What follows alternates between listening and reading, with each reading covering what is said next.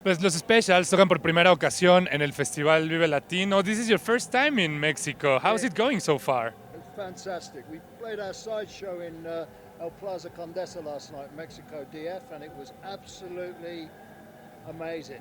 And well, Mexico has been waiting for you. Vive Latino is the best festival that you can play, actually. Well, what I like about Viva Latino is that it's representative of all the Latin bands, and we have been asked to join in that lineup, which is a great compliment to us. You know, it means that we reach a bigger audience, and it means people realise that our music is more than just one type of music.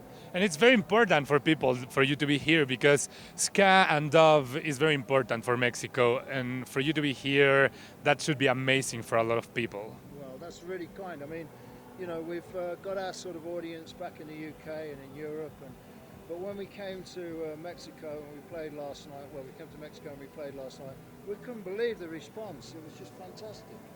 Fantastic. And what do you think that's going to happen at the main stage of Vive Latino? I don't know. I don't know how popular we are, but I think we will be delivering a powerful set. All killer, no filler. It's going to be a real banging set.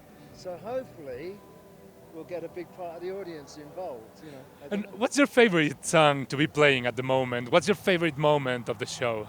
Well, for me, I like It Doesn't Make It All Right, because It Doesn't Make It All Right speaks about racism, anti-racism, and basically it confronts the issue that's still a big problem to us, you know.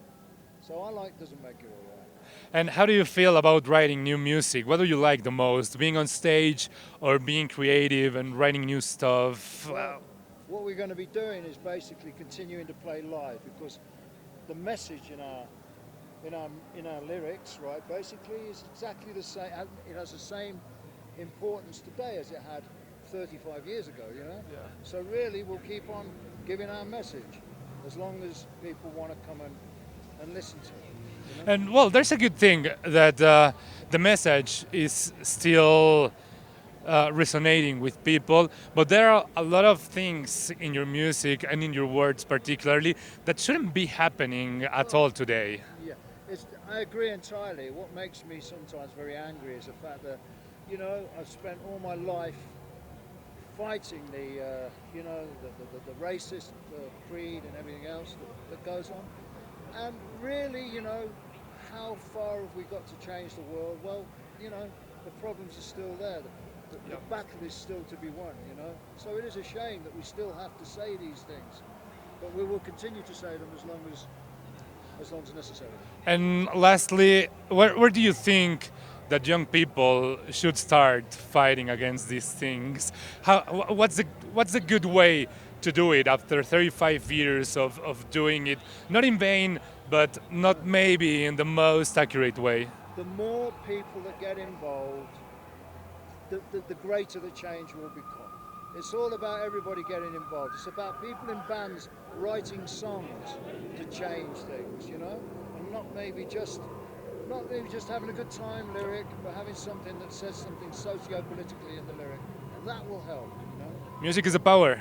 Music has a great deal of power, great deal of power. Probably the most powerful thing in the world. Thank you very much. Pleasure.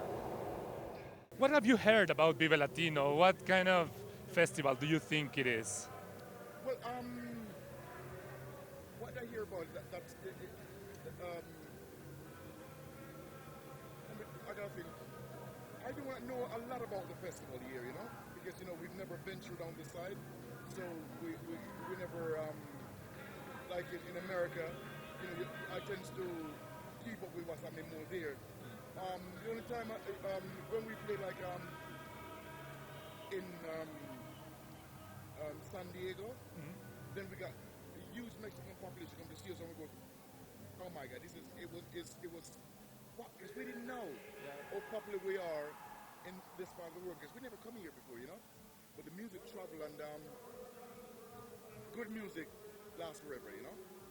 Yeah, and well, what do you expect that is going to happen while you're on stage today? You brought sunshine, which is a great thing. Exactly. Thank you so much for that, because it was supposed to be raining. So that's one great thing. But what else do you think that is going to happen once you hit the stage, the main stage? I think the strength of the songs, right, which they they stand up and people know the songs. And I was asked before, are you guys going to do any new songs in the set? And I go, well, we can't. Why? Because it means we're going to play for 5 hours. No, because like everyone who comes to see us, right, we're going to play those songs that they grew up with.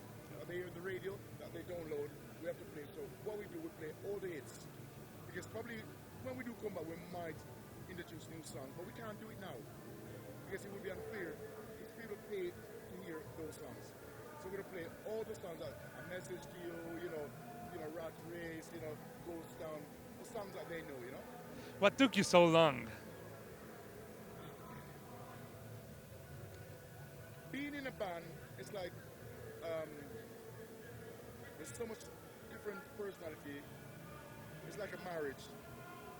And if you're not married and divorced, you haven't lived. I'm married and divorced. So I'm a modern man. We have disagreement within bands and we end up going our separate ways, but it took me 5 years to get the guys back together. Yeah. When I realized, hold on a minute, it's not about us, it's about them who buying tickets to come and hear you play the music that they got, that they bought. And now you know that it is what you want to do. It's not like just the machine running by itself. It's now like a second chance, and you know this is what you guys want to do, right? It's what, because people, it's mostly right, it's because of the demand of the public out there through the internet. That's what got me going, oh my God, there's a huge audience out there.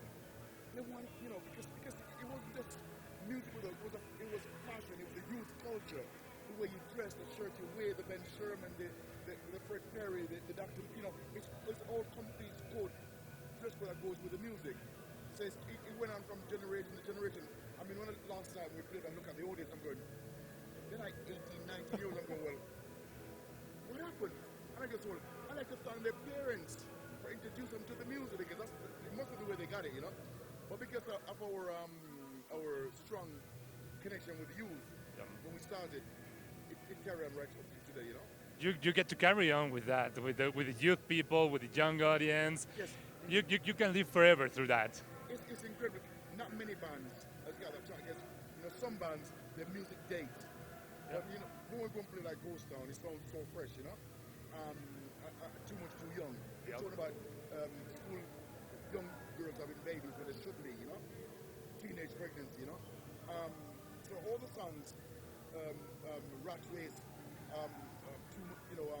Concrete Jungle, Nightclub, we talk about everyday issue that hasn't changed. When it comes down to like racism, we talk about racism, and racism is still there. I live in America, we have a big problem with racism there right now in Ferguson, Yeah, of course. Yeah, so the song that I wrote,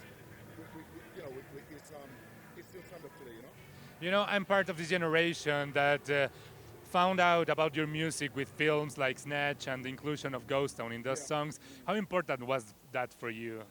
Well, it was because it brought to an audience that we wouldn't have probably come to see us in the little clubs that we were playing. So it brought to youth theatre. Yeah. So spread. That's how the word gets spread around. Yeah, of course. So we got to thank those Guy Ritchie and all those guys who put our music in those films. It's good for us, Thank you very much. Thanks a lot for your time. Thank you for having me, and thank you all.